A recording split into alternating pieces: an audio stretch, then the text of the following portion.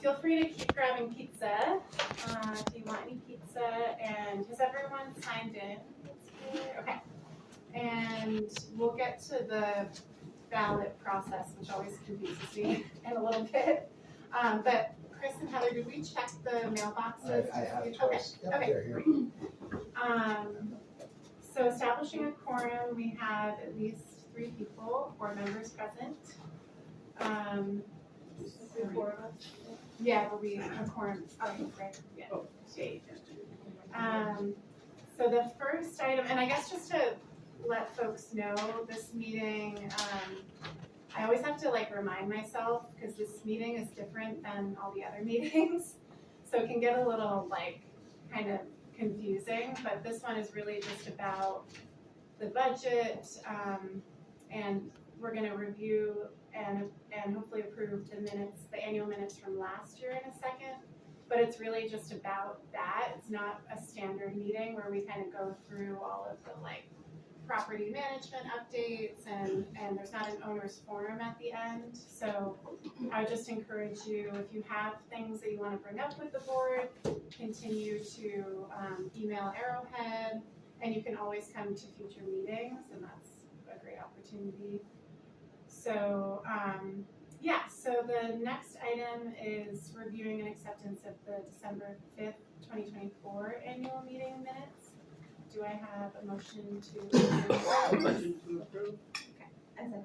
Okay, any discussion of those minutes or edits that folks had, or any of you all notice any issues in those minutes? Okay, not hearing anything. All those approved say aye. Aye. Any, I guess aye, but any nays? I guess not. Yeah. Okay. Getting into the president's letter, I won't read it word for word. I admittedly got a flat tire today, so I'm trying to like get into the mindset, but I just got home from like the shuttle. But I'll try to just summarize what we did over the last year. A lot of what we worked on were some of the projects that were identified in our reserve study from 2019. So we had some fence upgrades, deck upgrades, tree work, some new signage we put up based on feedback around folks kind of coming onto the property that don't live here, so that seems to have made a difference. And we've identified, there's quite a few things in the reserve study that has been identified that we need to do. And so we'll get into that when we talk about the budget. But in general, something, if you read the letter, that we are noticing is that with the climate kind of fluctuations with flooding and where it's really wet and it's really dry, our 2019 reserve study is not really as accurate as we hoped it would be at this point. So there are things that are deteriorating faster than we would have wanted them to. So one of our big things we want to do before kind of doing these next projects, like taking on the big projects we need to do, is really do another reserve study that's going to be updated with accurate information. So that's something that we put into the budget this year that will be really, really helpful for us to stay on the right track. But yeah, because of all of that, with things deteriorating faster and some unexpected things, we are trying to figure out how we're going to pay for all of that in the long run without doing special assessments, because we know that in our community we can't generally afford to have a special assessment and have that cost. So we hope to look into the potential of a loan this year, so that's something that we're going to look into. But loans are also, you need to have, good financials to get a loan, and you need to show that you're doing the right things. And so having an updated reserve study is going to help support the loan research that we're going to do. So those are kind of the big the big things.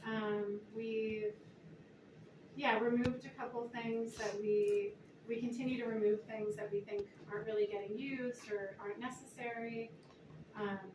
So similar to like last year, we kind of cut costs on the recycling and all of that. This year, we've started cutting the some of the animal control, pest. Yep. So we heard the feedback from the community that maybe wasn't necessary, and we also heard that we weren't having a lot of animal encounters. So from experts in that, not just Arrowhead, but experts, and so we're cutting back on that, which is a cost savings. So yeah, those are kind of the main takeaways. We really want to continue to be transparent as a board and effective as a board.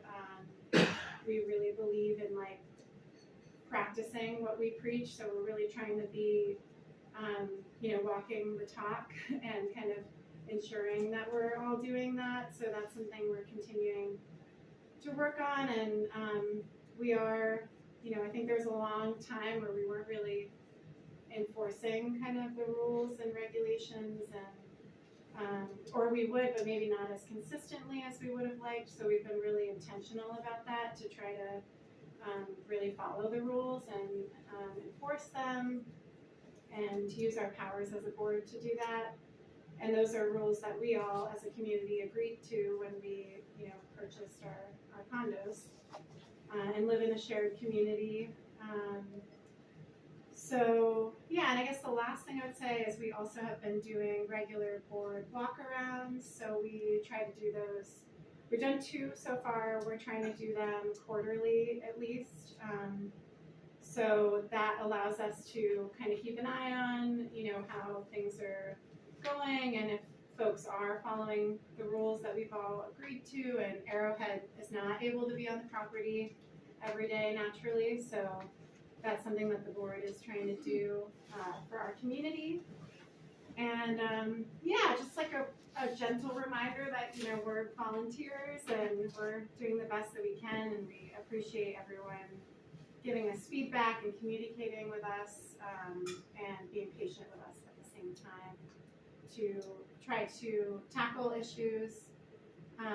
There's always more behind the scenes that maybe some of you aren't seeing, and I just ask for some grace with that too. So yeah, that's kind of essentially what I put in here.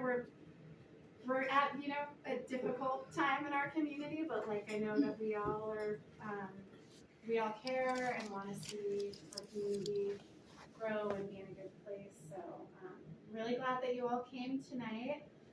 And I guess with that, I'm going to turn it over to Colleen to just kind of briefly go over the budget that we're all voting on tonight.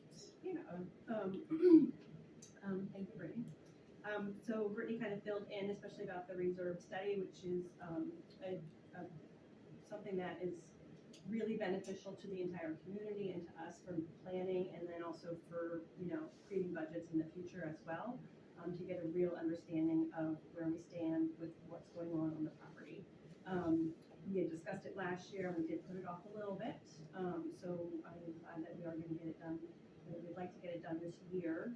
And we did decide to essentially kind of split that cost or use some of the savings that we do have, as opposed to adding it as a total line item on the budget. Reserve studies generally are at least $5,000. So we put into the budget, we put $2,500 into the budget that is compiled and broken out into the monthly dues that we have. And then the other portion of it, we will use our savings to pay for that. Overall, I